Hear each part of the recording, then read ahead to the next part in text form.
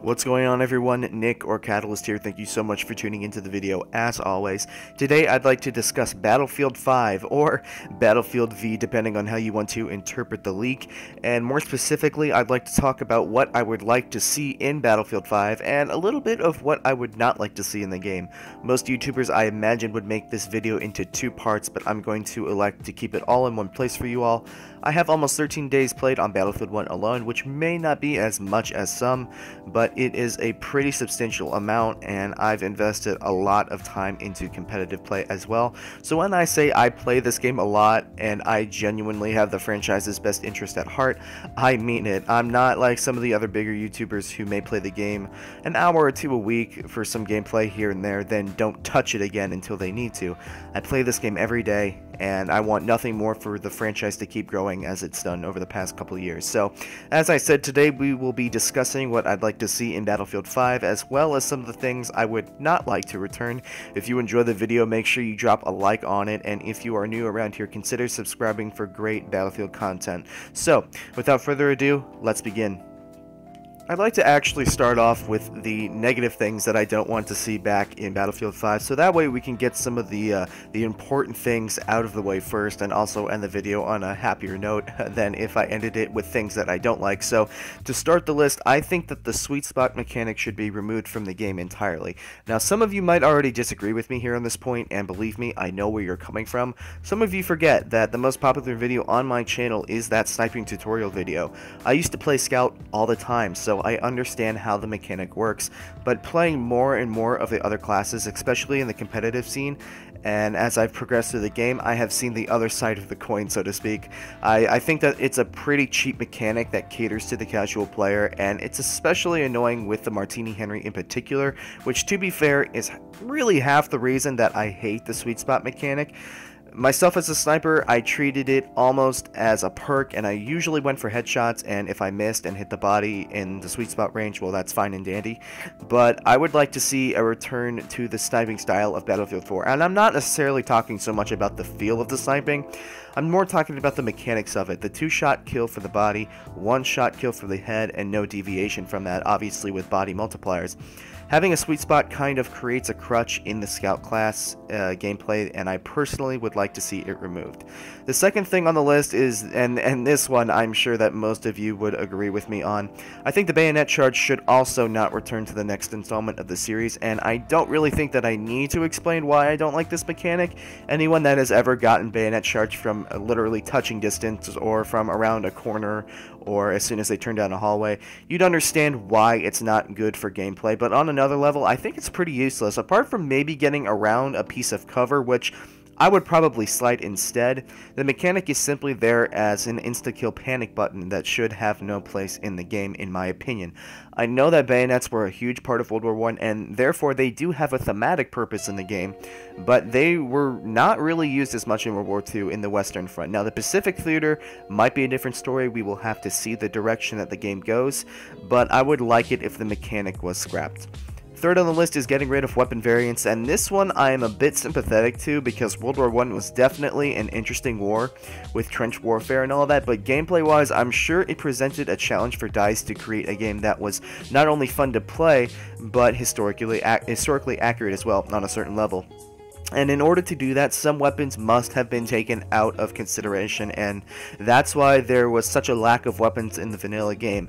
As far as the variants go, I don't see them really having a purpose other than to pad the number of weapons in the game, especially because the community will flock to certain variants anyways. This shouldn't be too much of a problem though in the next installment, because World War II has some iconic and a more plentiful weaponry, but just in case, I'd like variants not returned to the game because they really have no impact on the game itself other than padding the weapon count. And lastly, I'd like to see behemoths not return. In my experience, the only thing that they really are in terms of gameplay is annoying. Most of the time it serves as an annoyance that is on the battlefield that very, very rarely players focus on taking out, and it allows the person inside behemoth to, like, I guess, say the Dreadnought on Failed Fortress, to get an obscene amount of easy kills without having to do much of anything. And quite frankly, that sounds boring to me. and it's definitely annoying to play against. But on another level, I think that they don't do what they were meant to do when the game was initially launched, which is turn around a game. I have very rarely seen a Behemoth turn around a game of Conquest for the losing side. Maybe that is due to the players in the Behemoth and the players in the game, or maybe it's just because it's impossible with the way that the point system is in Conquest in Battlefield 1. I'm not really sure, but I don't think that Behemoths will have a place in Battlefield 5. And just as a final note on the bad things, I'd like to see better management of the community and DLC packs in Battlefield 5. DICE is very good. I feel like getting feedback and listening to us on the CTE, but they are very, very poor in the speed at which they do so, and it's greatly impacted the longevity of Battlefield 1 in particular. People have been very frustrated with some of the decisions that DICE has made in the game, but the thing that has really done them the worst is the DLC season for Battlefield 1 and the Premium Pass. The Premium Pass divides the player base, and I would like for it to not be back in Battlefield 5, and I would also like to see better DLC management for the next game, because 2 expansion packs by the 1-year anniversary of the game is quite frankly not enough. There is no reason why DLCs should come out 6 months apart, and then to back that up, you backload the end of the cycle with Turning Tides and Apocalypse, and you do it so quickly and so rushed that the game was unplayable for about a week with the releasing of Apocalypse. Obviously, with Bad Company 3 coming out presumably in 2019, this might not be as bad of an issue, but the DLC management in Battlefield 1 was really not good, and I can honestly say that I was not truly impressed with any of the DLCs in Battlefield 1, apart from Apocalypse. I'm really enjoying that DLC right now, after the lag bug has been fixed, of course. Sure, some of the weapons and other DLCs were very good, and some of the maps were gorgeous to play on, but there were also some atrocities in there, so especially Galatia. Don't get me started on Galatia. And the final thing is, and I know I keep saying the final, but things just keep popping up into my mind, but Battlefield 1 has been the most casual Battlefield in the history of the franchise, and I would really like it if Battlefield 5 went back into, kind of took a step back and went back to the gameplay style of Battlefield 4 and Battlefield 3 and Hardline, where it was a more difficult game to play. I think the casual nature of the player base and the casual nature of Battlefield 1 has had some good effects on the game, but most of them have been really, really bad, and you can see it in some of the gameplay choices, such as the weaponry like the Automatico and the Hellriegel, the Model 10A Hunter. It has been easier to kill people than ever before, and again, with some of the points that I said earlier, like the bayonet charge and the sweet spot, it has been catered to a casual audience, and this game has been the easiest out of any of the Battlefield series, and I think it would greatly behoove DICE to go back to a more hardcore style, and I don't mean hardcore as in the game mode hardcore, but a game style that is a lot more difficult to perform. That all being said, now moving on to some of the things I'd like to see in Battlefield 5. I'd like for Operations to return to the game. This shouldn't be surprising to the subs that have been here a while. I mainly play Operations, and I think DICE really hit a home run with this game mode, and I think they have a really good chance to expand upon it in Battlefield 5. I mean, doing Operations storming the beaches of Normandy sounds ridiculously cool, and I believe that DICE can truly make that a great experience. And there definitely are a lot of famous battles that DICE can do with Operations, including the Battle of the Bulge and the Battle of Stalingrad, not to mention some of the Pacific Theater battles such as Peleliu. There are really a lot of options, and I would like to see DICE continue with Operations in the next game. I would also like to see Operations on a smaller scale, even to the point of single map operations. I think that there are so many fantastic battles to cover in World War II, as I just said, that could make for some great single map operations, such as the Battle of Carentan, Saint-Lô, Operation Market Garden, and some battles in Africa and Sicily as well, that if I went into all of them, this would be a 25-30 minute video.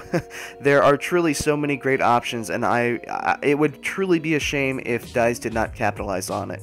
Frontlines is another game mode I would like to see return. I personally think that it is a lot of fun, and it is currently the competitive mode of choice for most Battlefield 1 leagues right now, including the ones that I'm in, so I would like to see that also return. Speaking of competitive, I'd like to see DICE finally implement incursions, and if not incursions, some solidified competitive game mode and ranking system, because currently the competitive scene is made up of and run completely by the players in the community, and if DICE truly wants to bring Battlefield into the competitive competitive side of things, then it needs to happen in Battlefield 5, because not only with the recent failures of Call of Duty being so prevalent in the growth of Battlefield over the past years has helped the game, World War II is quite frankly one of the most popular, if not the most popular thematic historical period in video games, and with the Frostbite engine, it could make for something truly special and entertaining. A lot of people don't think that competitive Battlefield can be entertaining. I think otherwise, and I'd truly like to see it come back. Another thing that I would like to see is if we can finally push for 64 on 64 matches. I know it is a shot in the dark, but it would be incredible if DICE were to be able to pull this off. It's been talked about and hinted in every Battlefield release since Battlefield 3 in 2011, and now 7 years later, I think it's very possible. I would also like for DICE to put a tad more emphasis on the single-player campaign. The campaign was good for Battlefield 1, I do believe, but I still think it could be better. Perhaps a single unified story this time. I understand their approach to telling everyone's story, but I think a unified tale would be much better. And wrapping up here, I would really like to see a better progression system in Battlefield 5. And I decided not to put this with the negatives because DICE did eventually put in medals and specializations to make the game feel more complete. But these things need to be in the game day one. No excuses. Because a huge problem with Battlefield 1 was that after reaching rank 10 in every class and unlocking the rank 10 weapons, there was really nothing to do apart from play the game. And a lot of people found that boring on a certain level. So personally, I think DICE did redeem itself in making a pretty good progression system with what they had, but I also think that they do need to work on it and make it more complete, especially in unlocking weapons. War bonds, to be honest, were a complete waste, and it didn't quite feel right. So to end the video with the final positive, I would love it if DICE can keep the immersion and feel of the gameplay of Battlefield 1 going into Battlefield 5. Despite some of the flaws the game has, the gunplay is outstanding and satisfying, the atmosphere is engaging and immersively beautiful, and the audio of the game, specifically the battle sound and the battle chatter and the music, have been absolutely fantastic, especially the Apocalypse theme. I'll play a little bit right now for you.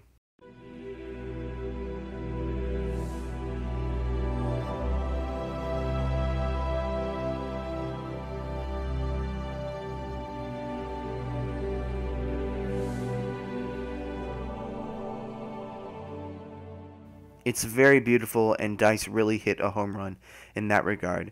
Thank you all so much for watching this video. I hope you enjoyed. Let me know what you think in the comments. Do you want what do you want to see returned? What do you want to see thrown in the trash bin? Or are you not going to play Battlefield 5? Are you looking forward to Battlefield 5? Let me know what you all think in the comments. If you liked the video, make sure you press that like button. It really helps me out a lot, and it really gives me a lot of good feedback. And if you are new around here, subscribe. Thank you all so much for watching. My name is Sticker Catalyst, and I will see you all another time.